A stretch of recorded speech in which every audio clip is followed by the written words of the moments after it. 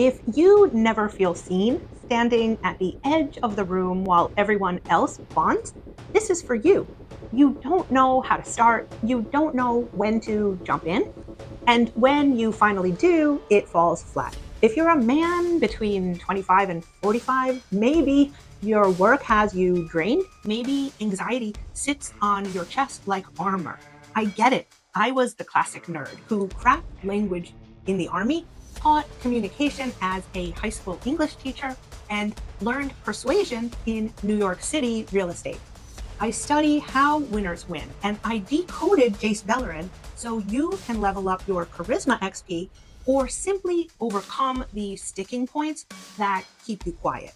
Here's what we are doing today. I'm going to teach you how to be heard with fewer words using Jace Beleren. Magic the Gatherings, he's the telepathic planeswalker whose power is insight and strategy. If you're the analyst or thinker who over-optimizes, the doer or the warrior who jumps in too fast, the supporter or relator who listens but never shares, the performer who talks without landing the point, the guardian who protects but hides your voice, or the strategist who plans forever and never shifts, I'll show you how to connect without performing. Jace Beleren is not a warrior of muscle. He's a strategist. He listens, he perceives, he anticipates, and then he speaks. The order matters. Listen first, speak second. His lesson is simple but powerful. Communication isn't about saying more. It's about understanding more. Jace can read thoughts and uncover hidden truths, but that gift isolates him. He carries knowledge inside and struggles to share it outwardly. That mirrors what so many men go through. You know more than you say, and because you keep it locked inside, you miss connection. So let's turn Jace's story into a method you can actually use. The first move is listening first. Before any big conflict, Jace scans the board. He looks for motives, tensions, and hidden agendas. He absorbs before he acts. In real life, that means this. When you're in a tense meeting or a new conversation, stop chasing the perfect line and start looking for the signal. What matters to the other person right now? Identify it in your own words. Give yourself permission to pause for a breath. Imagine saying, here's what I think you're saying, and name the theme in one short sentence. Then ask one narrow question that helps them clarify. When you do that, people relax. They feel understood. You earn permission to speak, and when you finally do, your words land. If you're an analyst or thinker, the pause is your superpower. Give yourself a beat before you talk. If you're a doer or a warrior, resist the urge to fix it instantly.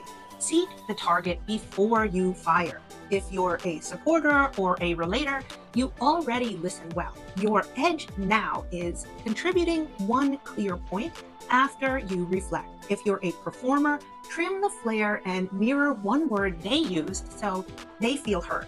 If you're a guardian, say the risk out loud so everyone knows you see the danger, then invite input.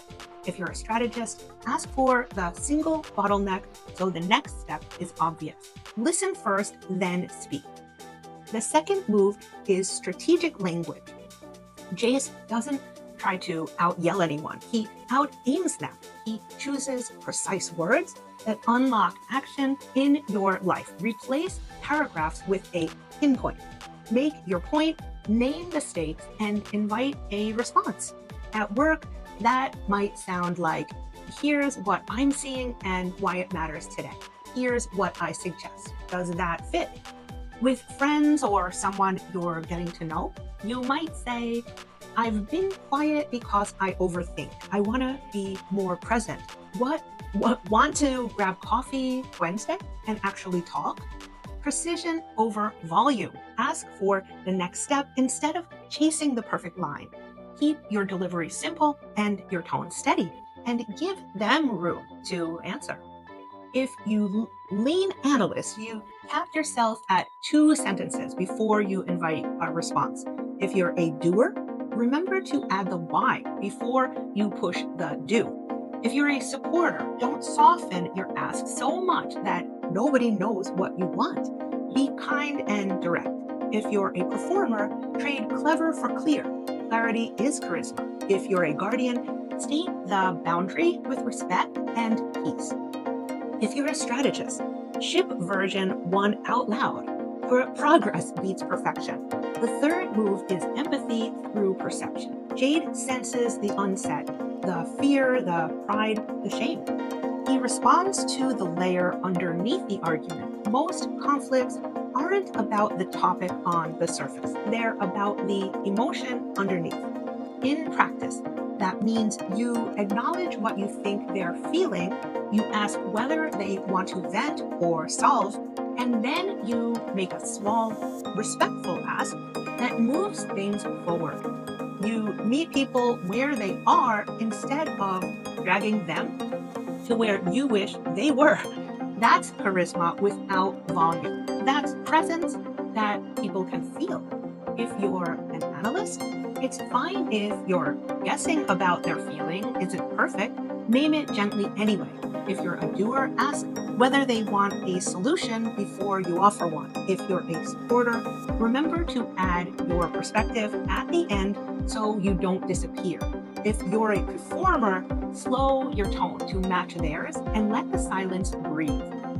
If you're a guardian, validate their concern and then share your limit. If you're a strategist, summarize the whole thing in one clean line and move to the next step together. Now let's talk about Jace's traps, because they are our traps too. The first trap is overthinking. Jace sometimes stalls, crafting the perfect phrase while the moment passes. In life, that silence costs connection. The way out is simple. Decide that your simple, honest sentence is good enough and say it. Don't craft for perfection. Ship something human. The second trap is isolation. Knowing a lot but sharing nothing builds walls, not trust. The way out is to voice one thought you would usually keep in your head. Say the quiet, good thing you noticed. Offer the small truth you keep editing. Let people in. Here's how you practice this so it sticks. In the next 24 hours, listen first. In one conversation, summarize what you heard in your own words before you add anything. Keep it short and kind. Then make your point in no more than 2 sentences and ask a real question. Finally, voice one insight you usually keep to yourself. It can be as simple as, I appreciate how you handled that, or I've been quiet because I overthink, but I want to be more present with you. The practice is not about sounding brilliant, it's about sounding real. At work, you might say, here's what I think you're saying, and here's the risk I see. Here's what I recommend. Does that work for you? In your relationships, you might ask, what made that the hardest part? And let them answer fully. For yourself, notice the moment your brain tries to build the perfect sentence. Choose a simple one instead. Let it be good enough. Say it, then breathe. Jace Beleren proves you don't need more words to be heard. You need more awareness and then the right words placed precisely. Listen first, aim your language, read what isn't said, and respond to the human underneath the posture. When you do, people won't just hear you, they'll trust you.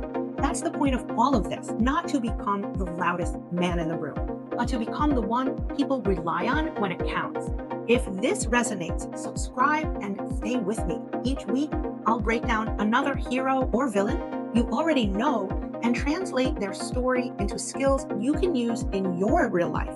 I was the classic nerd who cracked codes, language codes, communication codes, and personality codes, and I built this series to help you crack the charisma code. Take these moves into your next conversation. Listen first, be precise, respond to what's human. You'll be surprised how fast people start to lean in. And if you want to go deeper, drop your personality type in the comments and tell me where you get stuck. Overthinking, jumping in too fast, staying silent, filling the space, guarding too much, or planning forever. I'll tailor the next episode to hit those moments so you can move from the edge of the room to the middle of the conversation without becoming someone you're not. Quiet is not a flaw. Quiet is a strategy when you use it well. Thanks for watching. I will see you in the next one.